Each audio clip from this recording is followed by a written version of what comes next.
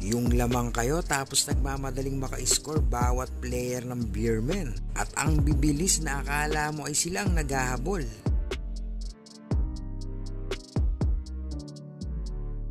Tapos kinakain na kayo sa shaded area hanggang kailaliman pero walang adjustment ang coaching staff.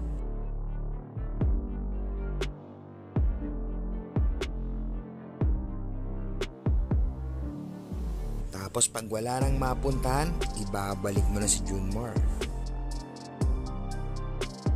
Hindi pwedeng patawa-tawa lang coach dahil nasa kamay mo ang kapalaran mo. Oo, SMB is SMB.